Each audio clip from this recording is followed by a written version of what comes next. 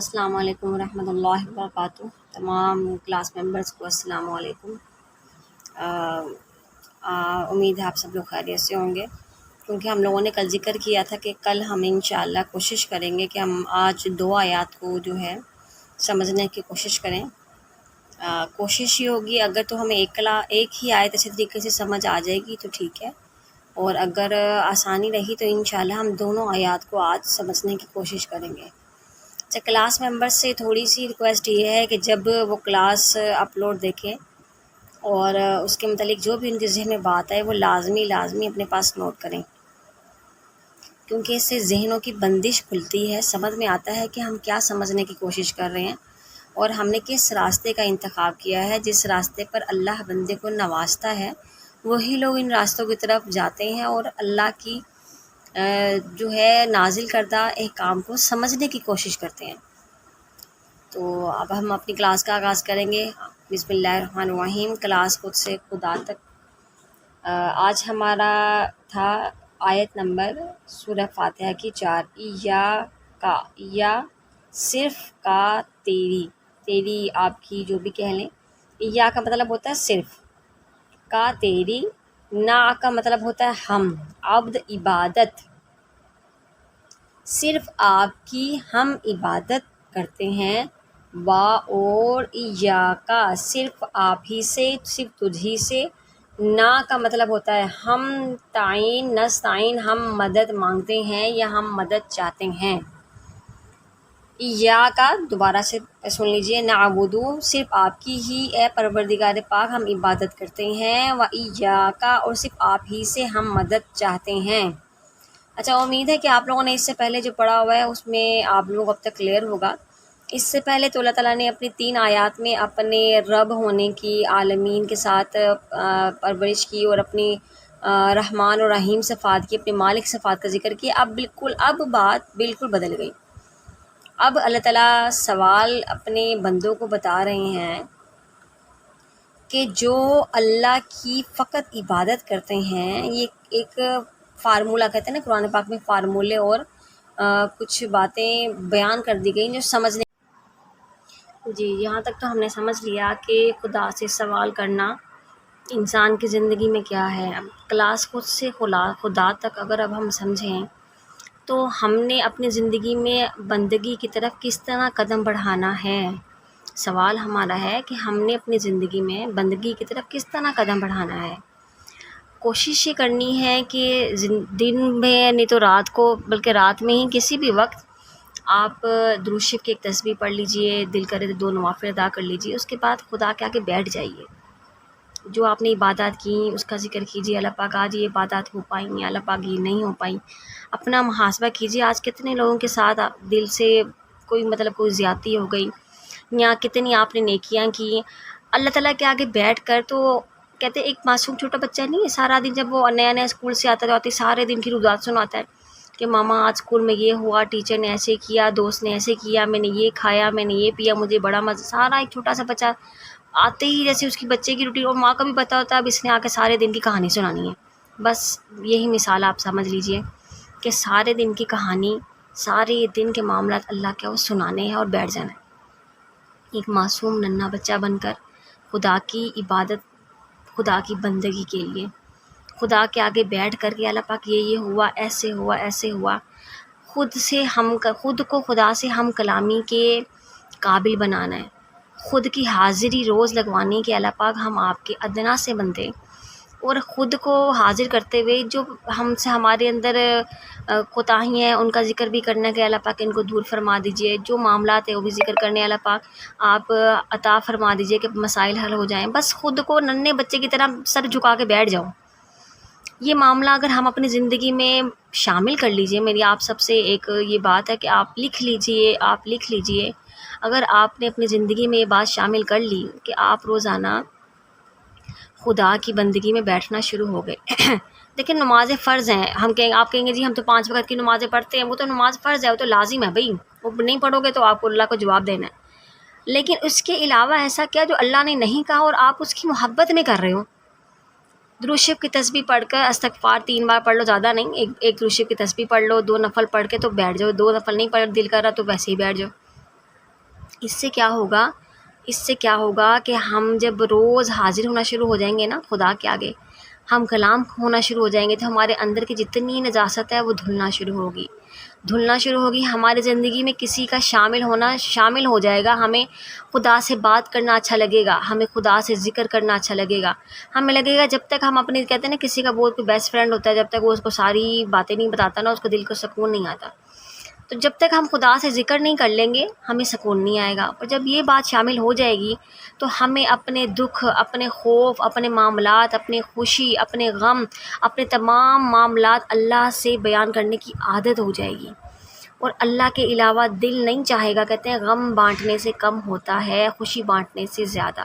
بے شک اگر آپ لوگوں میں سے آج تک اللہ تعالیٰ سب کو توفیق دے جن کو یہ کیفیت عطا ہو چکی ہے، آپ لوگوں نے نوٹ کیا ہوگا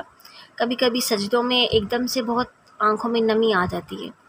آنکھیں ایسے اشکبار ہوتی ہیں کہ رونا آ جاتا ہے۔ کبھی کسی نے سوچا ہے کہ ایک دم سے وہ نمی، وہ آنسو کون عطا کرتا ہے؟ خدا گر نہ انسان کو یہ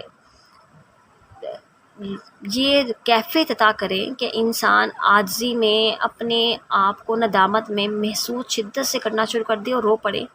اور اتنا روئے کہ اس کے بعد جب وہ سجدے سے اٹھے تو اس کو لگتا ہے کہ جیسے اس سے بڑا معصوم بندہ دنیا میں کوئی نہیں ہے، کہ ساری بوجھ، ساری غلاظت، سارا اس کے اوپر جو تھا دنیاوی معاملات کا معاملہ وہ سب ختم ہو گیا۔ یہ کیفیت کون عطا کرتا ہے؟ فقط خدا کے کوئی یہ کیفیت عطا نہیں کر سکتا۔ تو فقط خدا کی بندگی کے لیے دیکھیں عام روٹین سے ہٹ کر کچھ کرنا ہے، تو کلاس خود سے جو سفر ہم نے شروعات کی وہ خود سے کا سفر یہ ہے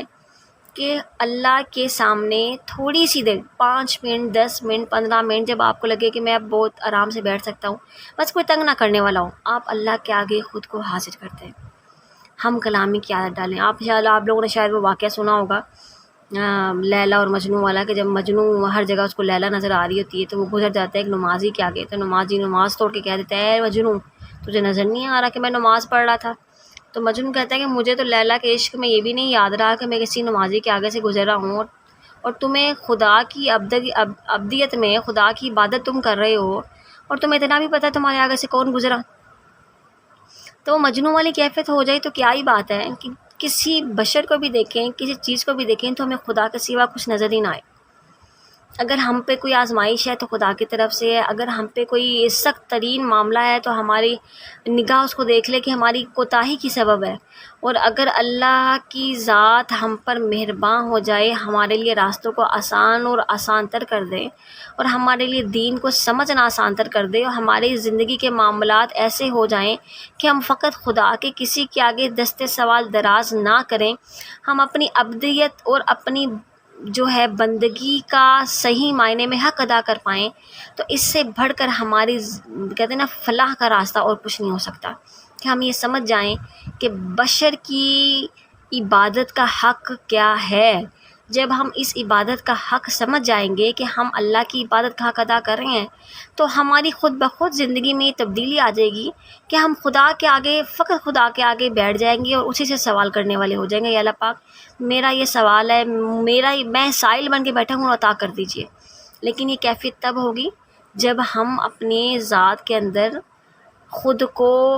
بندگی کے قابل بنائیں گے، جب ہم خدا کے آگے بیٹھنا شروع کریں گے، سوال کرنا شروع کریں گے، ایک معصوم بچے کی طرح اس سے ہم کلامی شروع کریں گے۔ آپ یقین کیجئے جو لوگ بھی یہ ویڈیو سن کر، میری آپ سب سے گزارش ہے، کوشش تو سبھی کریں، لیکن جتنے لوگ بھی یہ کوشش شروع کر دیں گے وہ مجھ سے خود کہیں گے کہ بے شک کچھ عرصے کے بعد ان کی ذات میں کس حد تک تبدیلی آ گئی۔ اگرچہ یہ کرنا اتنا آسان تو نہیں ہوگا، کیونکہ جو ہمارے اندر موجود نجاست ہے، جو نفس ہے، جو مردودیت ہے، وہ روز کہے گی کہ آج چھوڑ دو، کل سے بیٹھ جانا، کل چھوڑ دو پرسوں بیٹھ جانا، آج تھکا ہوا ہوں، آج اسکول کے اسائنمنٹ بہت زیادہ مل گئی ہے، آج تو میں نے گھر کا کام بہت کر لیا ہے، آج تو گھر میں مہمان بہت آ گئے ہیں، آج ذہن میں سر میں درد ہو رہی ہے۔ وہ آپ پر لازمی بوجھ ڈالے گا کہ آپ خدا کے آگے حاضر نہ ہو بس۔ دیکھیے ہم نماز میں سنتے ہیں حی علی الفلاح، آؤ کامیابی کی طرف، حی علی الصلاح، آؤ نماز کی طرف۔ ہماری 5 وقت کی نمازوں کا بھی یہ عالم ہے کہ ہم اللہ اکبر کر تو اللہ کو رہے ہوتے ہیں، نماز کہاں پڑھ رہے ہوتے ہیں، کس جگہ پڑھ رہے ہوتے ہیں، اس کے بعد کیا کیا کرنا ہے، ذہن ہزار جگہوں پہ بٹا ہوتا ہے، جس کو کہتے ہیں کہ حاضر ہو جانا۔ صحیح معنوں میں ہم حاضر بھی نہیں ہو پاتے۔ تو جب ہم صحیح معنوں میں حاضر ہونا شروع کر دیں گے، ہم اپنی عبادت کا حق ادا کر دیں گے۔ تب ہم اس آیت کو صحیح معنوں میں پڑھ کر کے ایاک نعبد، اے اللہ ہم تو آپ ہی کی عبادت کر رہے ہیں، وایاک، اور اے اللہ ہم آپ ہی کے سامنے سائل بن کے بیٹھے ہیں کہ ہماری مدد فرمائیے، ہم آپ کی مدد کے خواہش مند ہیں، مدد چاہتے ہیں، طلبگار ہیں۔ امید ہے کہ آپ لوگوں کو سمجھ آ گیا ہوگا کہ کیا سمجھانا چاہ رہی ہوں۔ کوشش تو تھی کہ آج 2 آیتیں ہم شامل کریں، لیکن آپ لوگوں کو سننے میں 15 سے 20 منٹ لگتے ہیں، مجھے ویڈیو بنانے میں 1-1.5 گھنٹہ لگ جاتا ہے، بار بار بعض اوقات کٹ کرنا پڑ جاتا ہے، بعض اوقات کوئی ڈسٹربنس ہو جاتی ہے، تو مجھے لگ رہا ہے کلاس شاید کافی لمبی ہو گئی ہے، اور کافی باتیں ذہن میں ابھی بھی ہوتی ہیں کہ آپ لوگوں سے بیان کی جائیں، لیکن بعض اوقات میرے ذہن میں یہ بات بھی آتی ہے کہ زیادہ لمبی کلاس ہو جائے گی تو آپ لوگ کہیں یہ نہ کہیں جی اتنی لمبی کلاس کر دی، کیونکہ ہماری تو ایک کیفیت ہے کہ جب ہم بیان کرتے ہیں تو ہم اللہ کا ذکر ایسا ہے، اللہ تعالیٰ خود فرماتے ہیں فصیح و شرح ہے۔ جب بیان کرنے والا بیان کرتا ہے اور اس کے لطف میں بیان کرتا ہے تو اس کا دل کرتا ہے کہ وہ اللہ کی ثنا بیان کرتا ہی چلا جائے، تو دوسروں کے بھی کیونکہ مصروفیت کو مد نظر رکھنا پڑتا ہے، تو آپ لوگوں سے درخواست ہے کہ آپ لوگوں کو آج خود سے خدا تک کے سفر میں جو ایک تھوڑی سی ہم نے اس کو اسائنمنٹ سمجھ لیں، یہ تھوڑی سی ہم نے یہ درخواست کی ہے کہ اس پہ عمل ضرور کیجیے گا تاکہ ہم اپنی بندگی کا حق ادا کر سکیں، تاکہ ہمارے اندر اتنی تبدیلی آئے کہ ہمیں خدا کے سوا کوئی دکھائی نہ دے، ہم در در کے سوالی نہ بنے، فقط خدا کے سوالی بنے، ہم کسی کی محتاجی میں نہ آئیں، فقط خدا کے محتاج بنیں، خدا کے در کے آگے بھکاری بن کے بھی بیٹھ جائیں، تو وہ بے شک برحق ہے کہ جب وہ روز حاضری دیکھے گا کہ روز ایک بندہ حاضری دے رہا ہے، روز آ کے ہم کلامی کر رہا ہے، جیسے ایک ماں کو عادت ہو جاتی ہے روز بچے کی ساری رفتار سننے کی، اور کبھی اگر وہ بچہ خاموش ہو جائے تو ماں کا فوراً دل تڑپ جاتا ہے، آج میرا بچہ خاموش کیوں ہے؟ تو یہ کیفیت پیدا کرنی ہے کہ ہم نے خود کو ایسے ماں سے وابستہ کر دینا ہے کہ وہ بے قرار ہو جائے کہ میرا بندہ میری ابدیت چاہتا ہے، مجھ سے کتنی محبت کرتا ہے۔ تو اللہ تعالیٰ فرماتے ہیں اے بنی آدم تم میری محفل سجا کے مجھے یاد کرو، میں تمہاری محفل سجا کے تمہیں یاد کروں گا، تم اکیلے میں یاد کرو، میں اکیلے میں یاد کروں گا۔ تو آپ سب سے درخواست یہی ہے، کوشش کریں کہ رات کو تہجد میں یا دن میں تو کوشش نہیں، رات کو کر لیں، عشاء کے بعد کر لیں، سونے سے پہلے کر لیں، تہجد میں کر لیں، فجر سے پہلے کر لیں، یا جب آپ کو لگے کہ میں آرام سے اس وقت اللہ کے آگے بیٹھ کر ہم کلام ہو سکتا ہوں، تو آپ اللہ کے سامنے ہم کلام ہوں۔ اور اگر آپ پرسنلی اس بات کو شیئر کرنا چاہیں کہ آپ کی کیا کیفیات رہی ہے تو ضرور شیئر کیجیے، اگر زندگی رہی تو کبھی میں بھی ضرور انشاءاللہ آپ لوگوں سے اپنی کیفیات شیئر کروں گی کہ کیفیات کیسے بدل جاتی ہے خود کو خدا کے سامنے حاضر کرنے میں۔ یہاں آپ اپنی کلاس کا اختتام کریں گے، انشاءاللہ کل ہم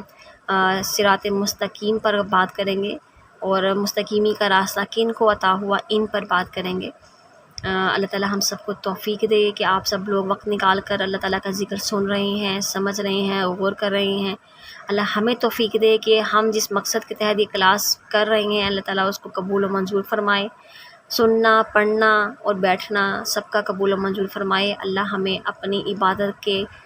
صحیح معنی سکھائے، بتائے، اور ہمیں صحیح معنوں میں عبادت ادا کرنے کی توفیق عطا فرمائے۔ آمین ثم آمین برحمتک یا ارحم الراحمین وما علینا الا البلاغ المبین۔ آپ سب کو السلام علیکم۔